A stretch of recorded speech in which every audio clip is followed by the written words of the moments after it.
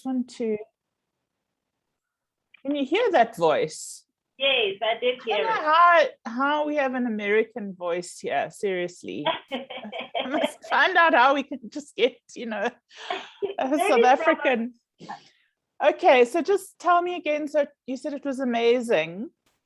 It was an amazing experience, and it's something that I would want to do. Mm. And it worked like magic to me. Even though I know that I don't have a program, but after hearing them saying all those words, it felt like you know, when you're wearing a big jacket and then you take it off, or it was on top of you, and someone comes and take it off, and then you feel that feeling. It was that. It was that. I couldn't stop talking about it. I was just telling my boyfriend, it's just like, you are sparkling. And I'm like, no. He says, yeah, like you've been talking about this the whole day of Friday. I'm like, seriously? He's like, I'm like, this is what I want to do. That's nice. I'm so glad, because, you know, the last one, the one before that, wasn't as easy. This one was better, I think, because you had already started to warm up the field. It was already the beginning of movement. It wasn't so much about having to like break the ice, you know what I mean, in the field.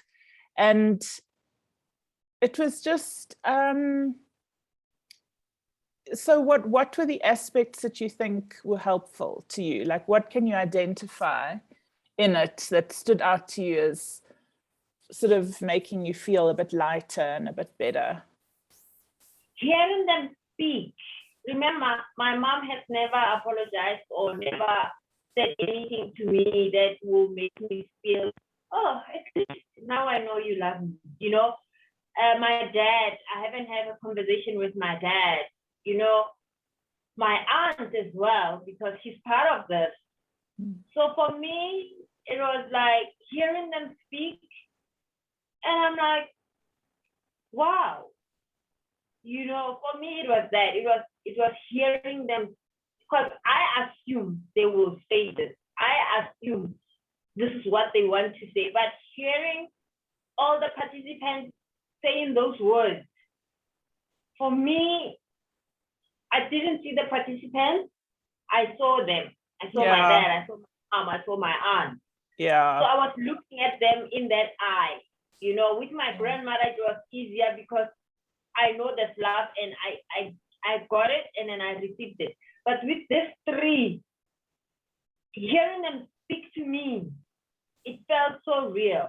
I don't know how to make sense. Yeah, and I know that you don't have a lot of experience in it, so you can only just trust me when I say to you, I don't force people to say things or do things. If they're not picking up that energy, it's not going to come out like that. So they are trained to say things as they feel it, as it is. And so that is, we want to try and get as close to the truth of what those people are feeling as we can get, so that, you know, it's not being made up. That is the truth. That is the bottom line. You know, if somebody had have said, you know, oh, I'm angry, or I'm this, or I'm that, or I feel, you know, hate her or whatever, I would have let that come out. And that's what we would have dealt with, you know. But there was so much love for you. It was overwhelming, you know, and just for me, really nice to, I don't know, just really nice to, like, there was a lot of understanding that came quite quickly, you know, like the story came together quite quickly, so that, I mean, I know you have to understand, but from the representatives, they were speaking as your mum, saying, you know, and as your gran and as your aunt or whatever, that they were sorry and that they didn't mean to, and that they were too young and all those things. And it just felt so, you know, I could understand. I felt sort of empathy for the characters, the people, you know. Yeah, so I'm so happy for you, really. Yeah, I'm so happy for you. And that's what makes this modality so useful. It's because it's, you know, it's like people can carry these things around in their mind. Maybe a false voice or a whatever. And you actually get the opportunity to clear up some of that, you know, or to begin the process of clearing it up. And, you know, the further you go along, you actually have your relatives change. They literally do weird things, like they'll phone you and say, like, you've been on my mind, and you know, this and that. Like, it's real. You're working in a real living field. Okay. So yeah, you can learn as you go along more and more of that experience, you know, and you know, there's another argument to it. You know, people say, oh, it's not real, you know, it's not real, it's just in your imagination. That's fine. You can say to people, you know, even if my internalized picture has shifted to one, and now I'm holding one that's more loving towards me, I've filled out some of the words and stuff like that. That's also fine. You can also do that. You know, you can also have your inner world with all the pictures filled in, and a bit more understanding, a bit more conversation going on in your inner world. Because then you're working your inner story and your inner picture. And inevitably the inside comes first, and then the outside is the reflection of that. So, you know, that's kind of more of like, I don't know if you've heard of psychodrama. Okay, psychodrama was started by Moreno, a guy called Moreno, Jacob Moreno. He was also a doctor. Also thinking maybe around the same time as Bert Hellinger. I can't really quite remember. And I think, oh, I would be shot dead in my profession if they knew that I couldn't remember the details. But I think Moreno was in Germany. Let me just check. Moreno, psychodrama. This must also be something that you learn about. Anyway,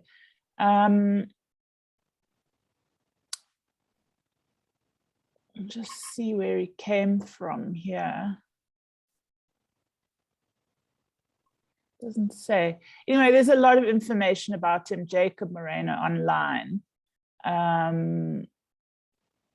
He was a psychiatrist, and he used in the 1921. Wow, it was a long time ago. Anyway, he used the idea of putting people on a stage and letting the inner characters, their inner voices, play out their drama and get out the voices that are living inside of you. So that's intra-psychic, that's coming inside from your psyche.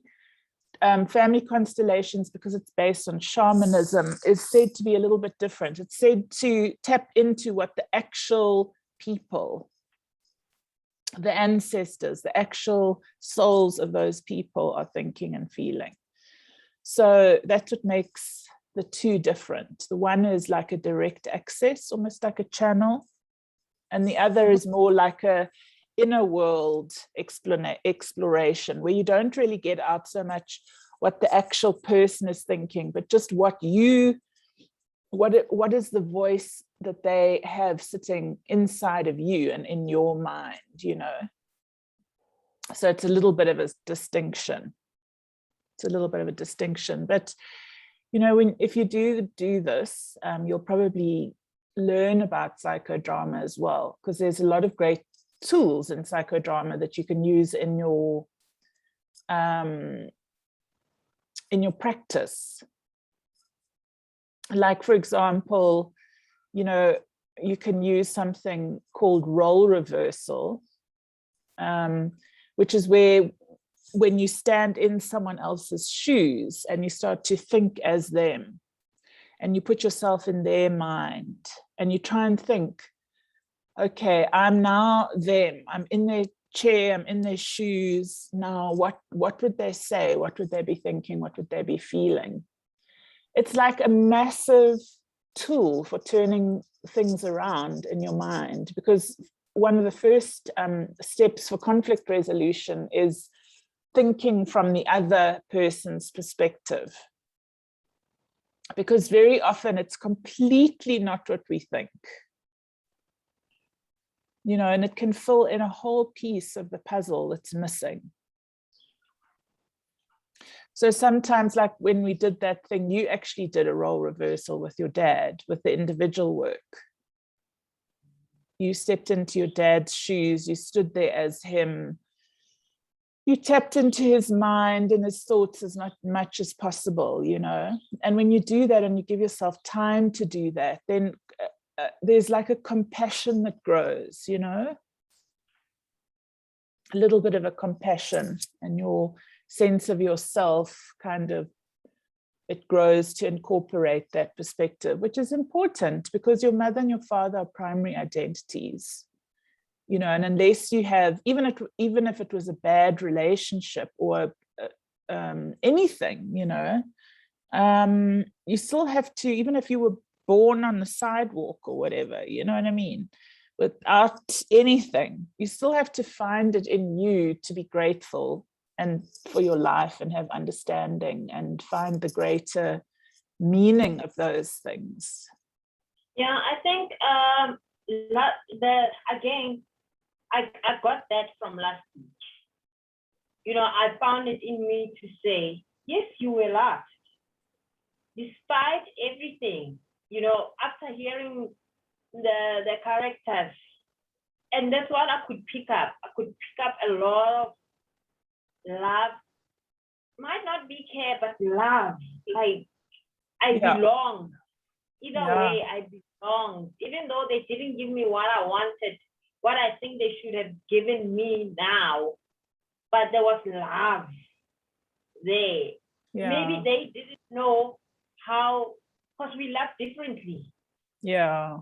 Or maybe it's their own way of loving that I don't think it's the good way, but they think it's the best and it worked for them. They gave love either way, regardless. You know, I mean. Yeah, and I mean, you know, the more that you work with your circumstance, everybody, so I believe that everybody chooses their circumstance. In fact, you don't just come to anybody. There's a reason why you come to somebody, and there's a reason why you choose your circumstances. And so in a way, you know, when one of the things that Family Constellations talks about is honoring your destiny. So if you are a powerful soul and you choose to come to this circumstance, you know, surely you didn't come here just to punish yourself. You know, there must be a reason. That what are you learning?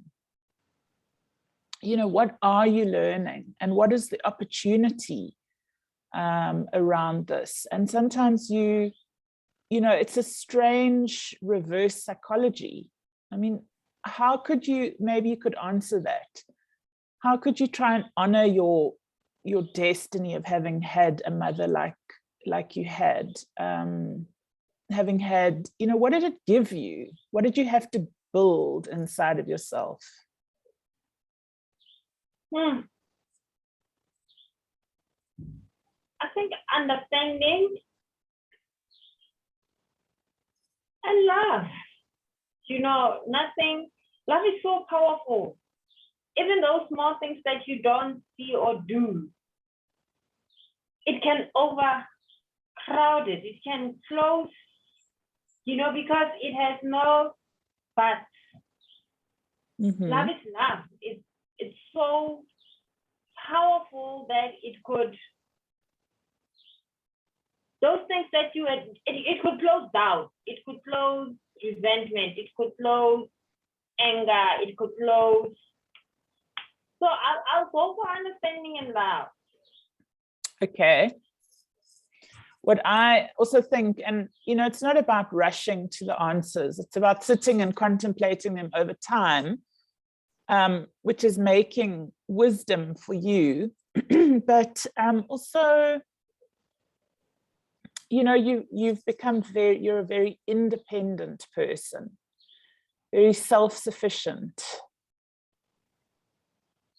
You look after yourself, you get on with things, you're strong, you stand on your own 2 feet. You like a warrior, you have this like fire for life. And in some ways, your adversity would have driven you to do that. In a way, you had to get on your feet and stand up for yourself and get going straight away. And because of that, you've been given a lot of space as well to just make your life as you wish. Nobody can tell you what to do. Yeah, that was a lot of space, eh? So those are some of the things that you can take, if you had a different circumstance, with people that were like all over you with opinions all the time and that kind of thing, you'd maybe have a very different life. So yeah, it's just interesting to contemplate those things. What if you were 100% choosing the situation, what would your choices have been about? Why would you have wanted this? Even if it's unconscious, just to think about it. You don't have to jump to the answers, but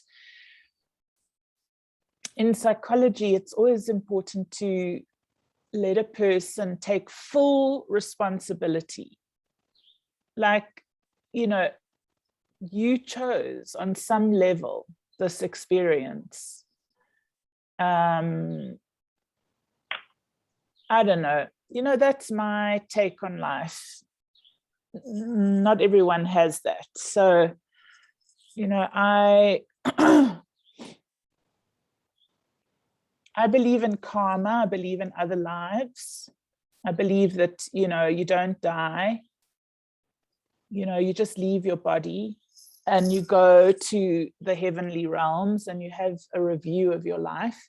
And then you make choices and you come back based on what it is that you need to learn, and keep learning until you have your own ascension process.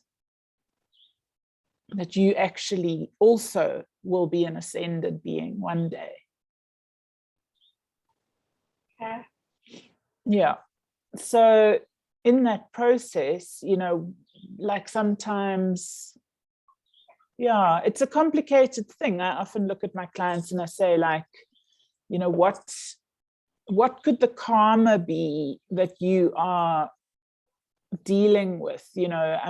Is it at all possible that, in another life, you could have been the mother and your mother could have been your child? Is that at all possible? And maybe you had many children and you didn't really even give her much attention. Maybe someone else brought her up. That kind of thing. It's like, it's possible. It's possible. And that this life is just a little bit of a reverse of that. And now you're getting the experience of maybe what you did in another life to someone, because what goes around comes around, and what comes around goes around. So it's also like karma is the reaping the benefits of or the downside of your own actions. So it's like I understand what you're saying. I was doing one of the assignments was about the elderly people, and this guy I interviewed, he's like 72, and then he said he was told that he came back to fix his defense in life. Mm-hmm. And he was shocked because when he looked back, he says to me, he did karate he did all the defensing, you know, karate, kickboxing, and it made sense to him that he was, when he passed away, he wanted to defend himself, but he couldn't. That person killed him. Yeah. Now he was giving another chance to learn the self-defense. Yeah. That's why he came back in this earth. And when he was young, he loved all your self-defense, your karate, your kickboxing, your. So what you're saying, that thing just came back to me. That's right. Maybe I'm back for this. Yeah, you know, I'm back. The things that I feel like they are painful to me, that's what I'm supposed to fix. That's what I'm supposed to learn. That's what I'm supposed to reflect. That maybe I was the mother. Yeah, you could easily have been. You could easily have been the mother. And, you know, now you experiencing maybe, you know, I mean, it could have been anything. You can think about it. You know, it could have been that, you know, I'm just saying what's coming to my mind, that, you know, maybe you had many children and you didn't really want to be a mother and you were a distant mother, something like that, you know, and, you know, your mother was one of your children who didn't get loved enough, you know, that kind of thing. And then you have to come back and sort of replay that karmic cycle so that you have the experience of what it is that you were. And then you get to learn from that, like, wow, that really hurts. You know, I'm not going to do that again. And so you haven't done it again with your kids. You've made a different choice, you know.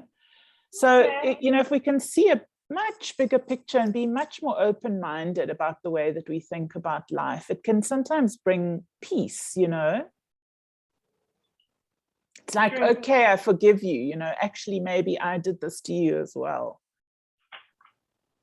And then you can get to say, I'm sorry, you know, even though it doesn't make sense in this life context, you know. Wow. Yeah, because I had, when I went to the psychic, and then one of the things that I had to do was to pray for forgiveness for 3 days. Oh, wow. And then she said to me, and I said, how will I know that it's enough to pray? Like, how long must I pray for forgiveness? You gave me 3 days. And then she said to me, in this 3 days, you're going to feel that goo sound here. Something inside of you is gonna go, oh, here, you feel like someone is holding, don't open your eyes. You feel like someone is holding your shoulder. You're going to feel something, either on the second day or on the third day. I don't know what it is, but it's, and then she made up a story like, let's just say it's for the Lord saying, yes, you are forgiven. For you to understand. I'll put it like that. Yeah. And I did. But I didn't feel that someone was holding here. I felt like someone was standing here. And then I felt that in me when I was busy praying. Beautiful. On the third day. So it helped. Yeah, wonderful. That's beautiful. Because when I went back and tell her what happened, she says, you know what I like about you? When you do something, you go full on. Yeah. You know, you don't go, let me hear what she's going to say. Okay, let me just do. You don't go like that. You put all your being and your focus, and that's why your things happen so quickly, because you go in a full force. You know, and I just told her that that's what I want to teach my kids. You know, you finish what you have started. You don't go half and say, I can't do this. I'm tired. Why are you doing this? For an example, my psychology.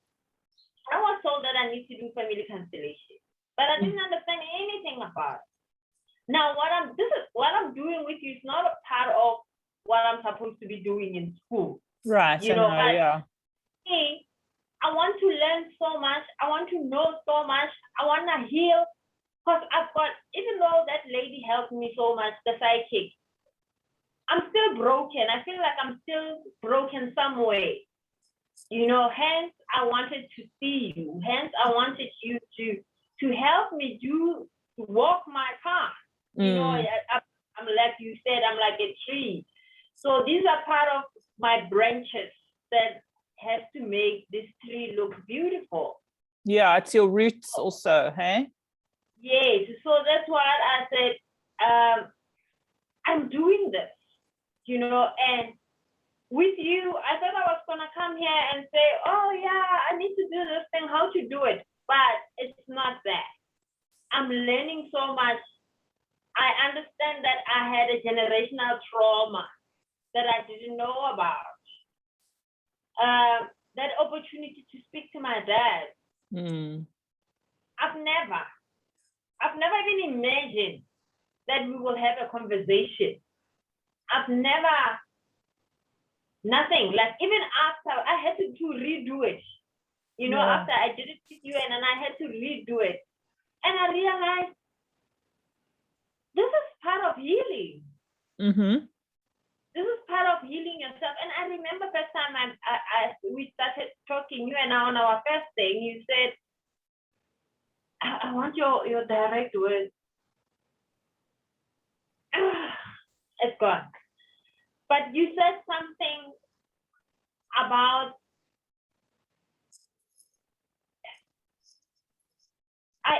more like I'll put it the way you said it because now I can't explain it. That's fine. Yeah, no problem. Yes. So it was not, yeah, I'm here to listen to what you're saying and then that's it. You know, last week was worse. Last week was my highlight. Last week, I never thought I would feel the way I was feeling. You know, that cross that I was carrying. I never felt so light. I felt like a feather. Wonderful. I felt like a feather. I felt like I can fly anyway. You know, but obviously there's a question how, but the experience on its own, it did something to me. And those people, they don't know me to say they were doing a favor. They don't know me and they did what they felt.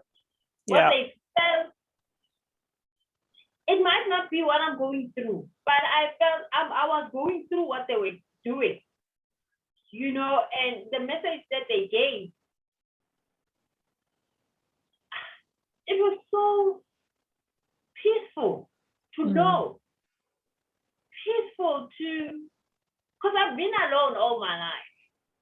You know, talking to them, I saw an elder person. I never had a role model. I never had someone to look up to. I never had those people, the mentors that I never. Even my dietitian was like, I'll be your mom, you know. I never had, because she also picked up something because I'm always bloated. It's the pain, you know, I'm blocking. I don't want to let go. So I'm blocking the pain inside. So she picked up that. She said, you love will help you. Don't close yourself. Open yourself up. You can see if there was love, so that you can see if there's still forgiveness, if you can see. So each and every person I go to, I just get something that reminds me that it's okay. It's okay, you were loved. It's okay, let go. It's okay, forgive. It's okay, it's okay. And after my dietitian, obviously I'm not going every day, but I'm going regularly. Unlike before. Before I would stay like the whole 2 weeks without going to the loo. But after her, it's an ongoing process. So the the last week Friday one was my highlight. Yeah. I never had an elder talking to me like the way they did. I felt like a child. Yeah, that's... And it was okay. I felt like a child listening to my dad, listening to my aunt, listening to my mom. That's so good. That was incredible. Very nice. It was something I never thought of. I've never dreamt of. I never thought it existed. I never thought it will happen to me. Like it's something that I never, you know. Yeah, it's so that, you know. It also helps you to see that you're part of that tree, you know, and it's like, you know, I mean, if we do more, I don't know, we can chat about whether you want to keep going or stop or whatever you want to do. But even in the future, if you do more, you know, you can do a longer line. So I just wanted to start with the close people to you, you know, the immediate people. But actually, a lot of constellations is about going quite far back into the family line, you know, to see what your mother's mother and your mother's mother and how far back it went without a feeling of being loved, you know, like to what extent was that generational trauma of lack or absence? Where did it start? You know, was it always like that, and for how long? You know, and what do we need to put into this line to help the woman turn around and like look at their children, look at what's in front of them, you know, instead of looking to where their mother was, which is backwards over your shoulder. Where's my mother? You know, and then you're looking, and then your children are like, well, where's my mother? You know, and then everyone's looking backwards, you know, and that's like not a way for the river to flow. The river must flow forwards, and everybody must come into a good place with their pasts. And, you know, so that's what we do in the ongoing work. It's like, so that you can actually just come to peace and be present with what's going on in your life, who's in your life, who's in front of you. You know, you're here and the flow is from you to them, you know, and that's also a very important piece, so that you feel, okay, there's this amazing flow of love, you know, coming from behind me through the generations. Even if the people that were there were imperfect, they also messed up, they also just human, they also maybe didn't get loved, they also hurt, whatever, you know, guilty, all the things. You come to peace with all of that, and eventually you just, you know, it starts to move inside of you. And that's also the bowels and that kind of thing. You know, it's like there's a little bit of space for some flow and some movement. So yeah, I don't know what your plans are to continue or whatever. I'm just going to stop this recording. I think it's enough feedback for